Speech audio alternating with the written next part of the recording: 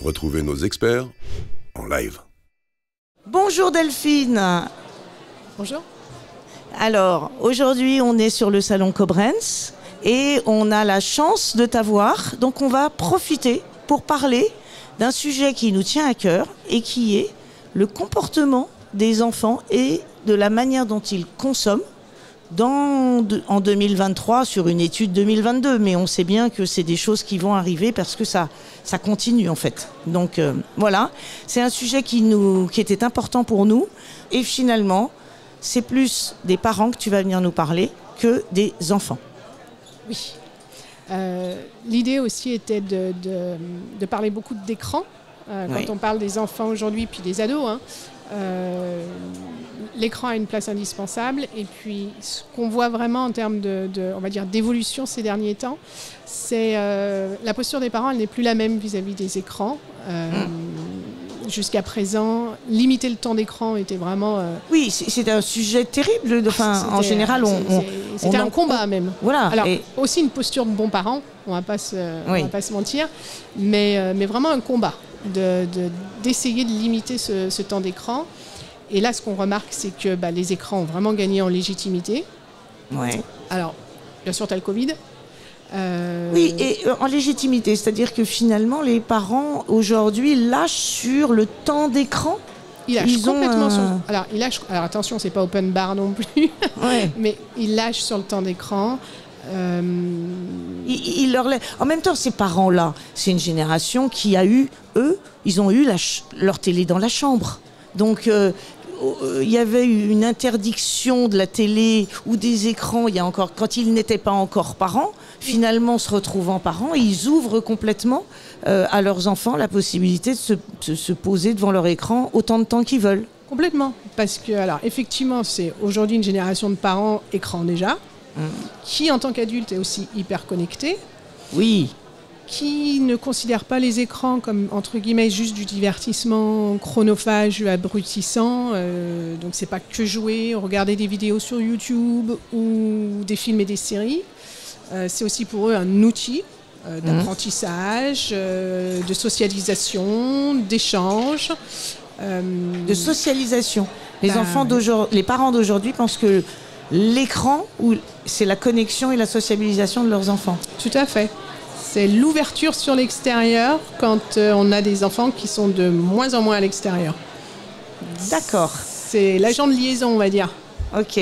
C'est quand même très surprenant. Ça veut dire que c'est des parents qui pensent que tous les écrans, quels qu'ils soient, vont suffire à leurs enfants, en fait. Alors, écoute, je ne sais pas s'ils le verbaliseraient vraiment comme ça.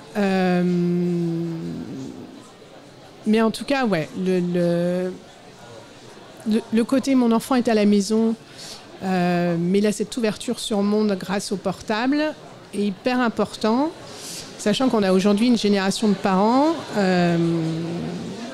qui pensent, à tort ou à raison, je ne sais pas, mais que le monde dans lequel évoluent leurs enfants est beaucoup plus dangereux. Que celui dans lequel ils ont évolué eux-mêmes. Donc il y a quand même cette volonté, et puis cette posture aussi en termes éducatifs, non seulement de protéger son enfant de choses néfastes, mais même de le protéger quelque part même du reste du monde, émotions négatives. Même de ces émotions négatives. Ouais, tout à fait. C'est-à-dire que finalement, il les surprotège. Mais quelque part, à 18 ans, quand le môme il va se retrouver dehors et qu'il va prendre sa première claque, c'est compliqué, non ? Oui. Alors je dis 18, il va sûrement la prendre à l'entrée au collège déjà. Mais il y a une surprotection. Et ça, c'est quelque chose qui ressort. Alors c'est vrai qu'il y a une vraie question sur l'autonomie. Et du coup, quand tu regardes vraiment la définition première du mot autonomie, c'est pas la capacité à se débrouiller tout seul. C'est la capacité à faire appel à son environnement extérieur. Pour l'utiliser et se débrouiller. Exactement. Donc oui, effectivement, de toute façon, l'autonomie, on va dire, des jeunes aujourd'hui et des futurs adultes est une vraie question. Oui. Une vraie interrogation. Et donc ces parents, tu m'as sorti tout à l'heure un nom, on les appelle, ils ont un nom particulier en fait, c'est des parents. Oui, alors sociologues, psychologues et compagnie parlent de parents hélicoptères ou parents drones. On aime bien mettre des étiquettes, voilà. Mais par contre, c'est vrai que c'est une image qui a le mérite d'être assez parlante, puisque c'est, tu vois, un drone, un hélicoptère, ça stationne, ça peut stationner au-dessus. Ça surveille. Ça surveille, voilà, c'est ça, ça surveille. D'accord. D'en haut, tu vois. Ok. Et donc ça surveille, exactement. Et en fait, ces parents hélicoptères, ils gardent leurs enfants sous surveillance permanente. Exactement. Donc ils sortent plus. Alors ils sortent plus. Donc c'est ce fameux phénomène d'enfants d'appartement ou enfants d'intérieur. Mais je préfère parler même de famille d'intérieur, puisque c'est aujourd'hui un mode quand même de vie des familles qui est d'être recentré ensemble sur la sphère domestique. Tu peux tout faire de chez toi. Tu peux tout te faire livrer, tu peux apprendre, tu peux faire du sport, tu peux et puis parler avec ta famille. Et on s'est rendu compte pendant le Covid que finalement, même si ceux qui avaient des tout petits intérieurs, ça a été un enfer, mais que finalement, on arrivait à survivre facilement. Et c'est devenu presque un mode de vie finalement. Complètement.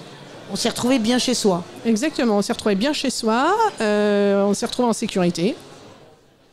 Et quand on parlait de contrôle, même quand l'enfant et surtout le jeune, enfin c'est plutôt au moment du collège. Au moment du collège où tu vas aller au collège tout seul, alors qu'en primaire c'était encore accompagné. Où là par exemple l'enfant va être doté d'un smartphone et puis va être traqué ou géolocalisé par le parent. D'accord. Voilà. Donc il flique pas, hein. C'est pas l'idée. L'enfant est au courant. Les ados avec lesquels on discute sont pas choqués de ça, parce qu'ils sont eux-mêmes sur des applis où ils géolocalisent leurs potes. Donc quelque part ça fait partie de des vraies nouvelles normes de relation en fait, parce que c'est ça, ils ont plus de jardin secret. Non. Il y a plus de moments tu peux plus mentir. Hein. Tu peux plus mentir. J'étais là, mais non, t'étais ailleurs, on le sait. Exactement. Regarde, j'ai la capture d'écran. Exactement. Ah oui. C'est chaud. Pour nous, c'est chaud. Oui. Mais pour les ados avec lesquels on discute, c'est jusqu'à un certain point, c'est normal. C'est normal. Ouais. Mais en fait, alors, je fais référence à une série que tout le monde n'a peut-être pas vue, mais qui est un épisode de Black Mirror où, dès la naissance, une maman, par crainte de voir son enfant abîmé par la société, etc., exactement ce que tu décris. Alors, c'est pas un enfant d'intérieur, c'est un enfant qui va vivre normalement, si j'ose dire, mais avec quand même une caméra dans l'œil, reliée en permanence avec l'œil de la mère. Bon, c'est Black Mirror, on est dans du... Mais ça arrive en fait.